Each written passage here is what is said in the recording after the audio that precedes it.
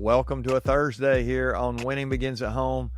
Want to remind everybody, if you've not gotten your copies for your Father's Day gifts of Winning Begins at Home, I got a copy here. If you're watching on YouTube, I'm holding up the book here. Hope you'll get a copy of this leadership parable. I love this subtitle we gave it, A Strategy to Win Beyond Work. And that's really what the show's about. But this is going to give you a blueprint to building a great family. And so if you got a dad or a husband or somebody in your life, a man that you want to give that to for Father's Day. But I said this a couple of weeks ago. Mother's Day was just a few weeks ago. And you may have a mom as well that would be interested in reading that. This book's a great tool for somebody, anybody that's looking for the fundamentals of building a great family. We work with leaders everywhere in the workplace and enjoy encouraging them. But I kept hearing over and over, how do we win outside of work? What are the things to do there? So we wrote this book to try to help some people. And hopefully this will be a good resource for you or the person in your life.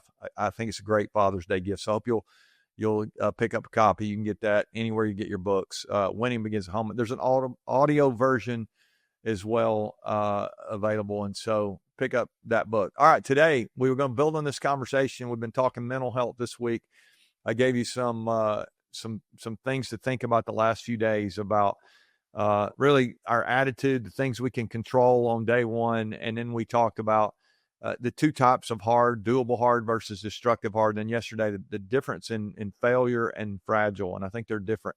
But sometimes we do fail and sometimes we do bring pain on ourselves. And so today I want to pick up on that thought.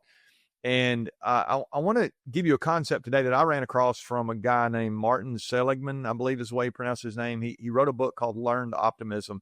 And in the book, he talks about when we go through something, he's talking about this idea that when something becomes personal to us, we've got a few, I guess I'll call them temptations when something happens. So if something goes wrong in your life, and I think this affects our mental health. I mean, again, our stress, our anxiety, our depression, any of that kind of stuff can be tied to these ideas here if we're not aware of them. And so if something bad happens, maybe it's even a circumstance that you can't control. You didn't even do it yourself. It's just something that happens. But a lot of times his point is if we're doing something and we make a mistake and things aren't the way they need to be, we will begin to believe some specific things. First of all, we'll believe that maybe that it's permanent. I made a mistake today, and so I must be always going to make mistakes. Well, you are always going to make mistakes, but you don't have to make the same mistake all the time. And you don't have to let this one thing affect you in a permanent way. You can be resilient. You can be you can be anti-fragile, as we said yesterday. You can move on to the next situation. No do-over, but you get to start over like we've been talking about. And I think that it's not always permanent. And so I love that reminder from him. He also says that we have this tendency to think that things are pervasive, which means basically if I make this mistake in this area, then all the areas are affected, or I must be if I messed up here, I must be a mess up everywhere. And I think sometimes we're just paralyzed by this idea that whatever we do, the mistakes that we make are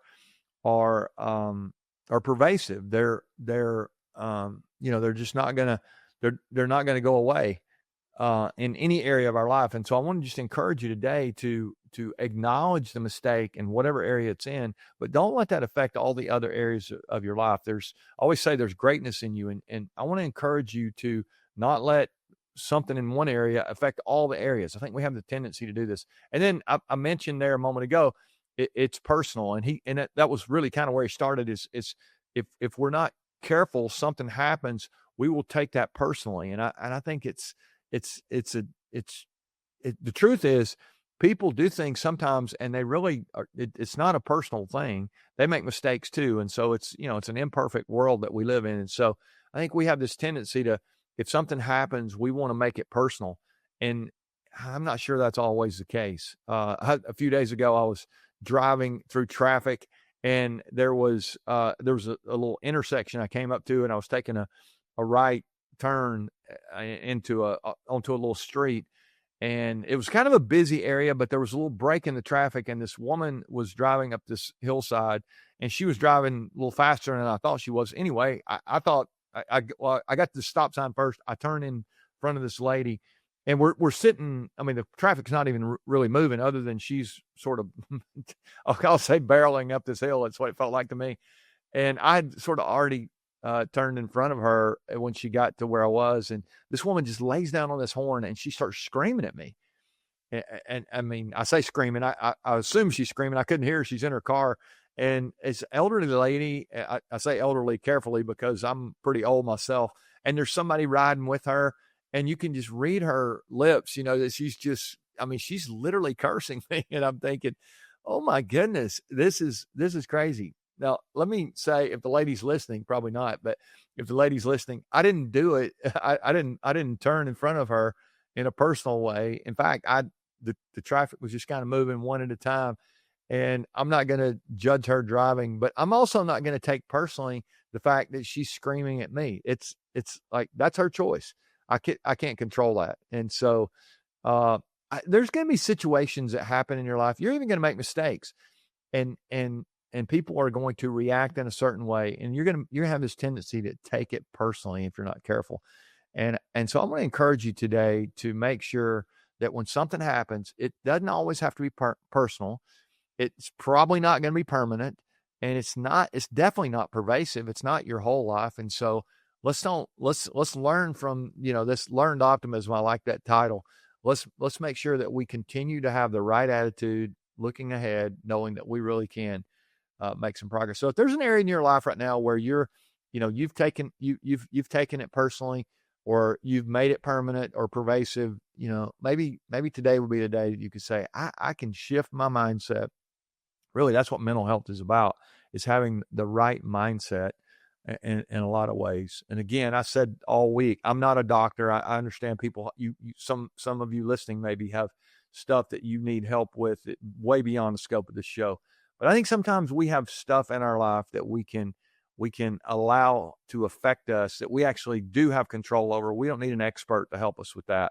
We just need to make the right decision. And we need to understand today, in this case today, that just because something happened doesn't mean it's personal. It definitely, it doesn't affect every area of our life. We may think it does, but it really doesn't if we just stop and think about it. And it's certainly not going to last forever. You're going to get beyond your struggle right now, and you're going to have better days ahead. I believe that. All right. I hope you'll come back and join us tomorrow for more Winning Begins at Home. Keep sharing with your friends and family. Love you guys. We'll talk to you tomorrow.